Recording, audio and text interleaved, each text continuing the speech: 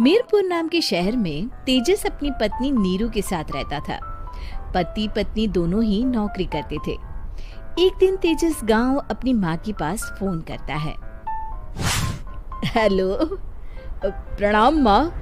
जीते रहो माँ, तुम दादी बनने वाली हो हैं?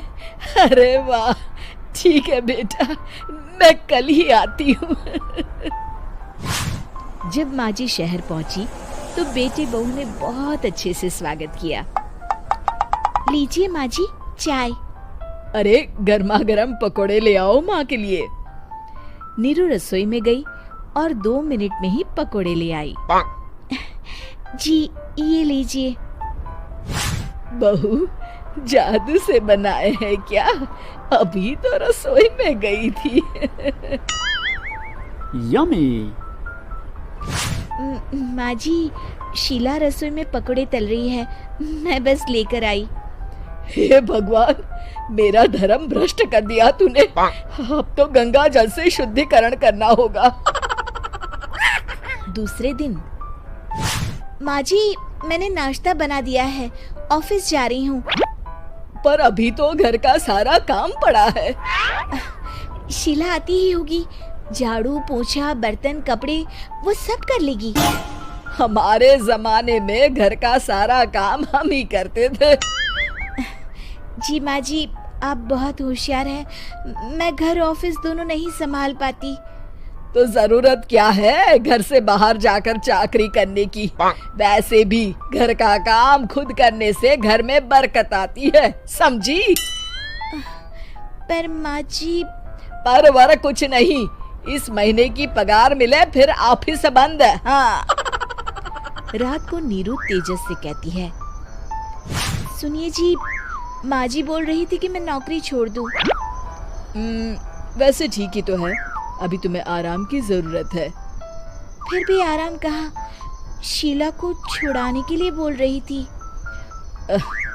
तो अब 24 घंटे में इतना काम तो कर ही सकती हो।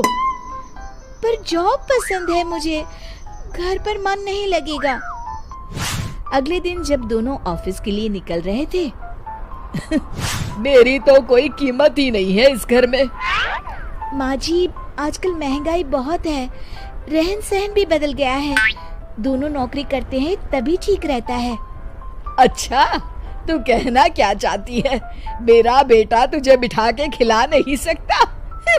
तू ही इस घर का खर्च चला रही है, हैं? नहीं माँ जी, मेरा वो मतलब नहीं था।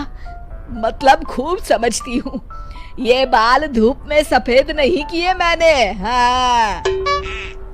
अब तो ये रोज का काम हो गया था। तेजस भी रोज की झिकझिक से परेशान हो गया था। एक दिन उसने कहा, नीरू, वैसे भी तुम्हें मैटरनिटी लीव मिलने वाली है, तो अभी से ही छुट्टी ले लो। पर क्या, मेरी सैलरी अच्छी खासी है। आखिर नीरू ने रिजाइन कर दिया। जब बच्चा हुआ तो घर में सब बहुत खुश हुए। कुछ दिनों बाद तेजस फाइल देख रहा था। क्या हुआ तेजस, कुछ परेशान लग रहे हो? हाँ, वो हमारी जितनी सेविंग्स थी वो तो हॉस्पिटल में और छठी के फंक्शन में खत्म हो गई है नीरू। और अभी वैसे मंदी चल रही है तो मैं बोल रही थी कल मुन्ना को हेपेटाइटिस का टीका लगवाना है। नीरू, क्या पोस्टपोन नहीं कर सकते? नहीं जी, बिल्कुल नहीं। अब तेजस को समझ में आ रहा था कि उससे गलती हुई है। पैसों की कमी का असर घर के माहौल पर भी पड़ रहा था। अगले दिन, बेटा मेरा चश्मा और ये दवाइयाँ ले आना, पर्चा देते हुए माँ जी ने कहा। जी। तेजस, मुन्ना के लिए दूध का डिब्बा और डायपर भी ले आना, और ये किराने के सामान की लिस्ट है, इसे भी लाना है। तेजस गुस्से में लिस्ट मरोड़कर फेंकता है और चिल्लाता है, पैसे क्या पेड़ पर उगते हैं? ये ले आना, वो ले आना। अरे, पर ये जरूरत का सामान ही है। वो गुस्से में बिना कुछ कहे ऑफिस चला गया। अरे लंच तो ले जाइए। नीरू दौड़कर डिब्बा पकड़ाती है। एक दिन खाना खाने के बाद, नीरू, अब तो मुन्ना कुछ बड़ा हो गया, तो अब तुम वापस ज्वाइन कर लो ना जॉब। पर इस रिसेशन में जॉब मिलना बहुत मुश्किल है।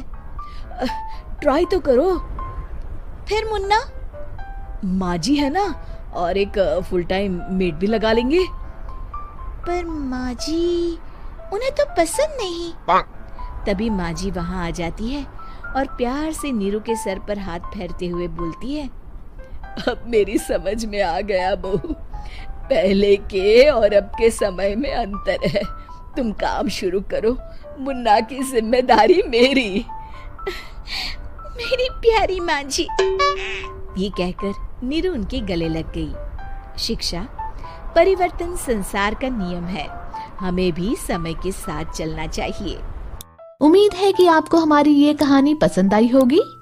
कृपया हमारे चैनल को सब्सक्राइब करें और सभी अपडेट्स के लिए बेल आइकन जरूर क्लिक करें। और हाँ, वीडियो लाइक और शेयर करना मत भूलिएगा। Bye bye.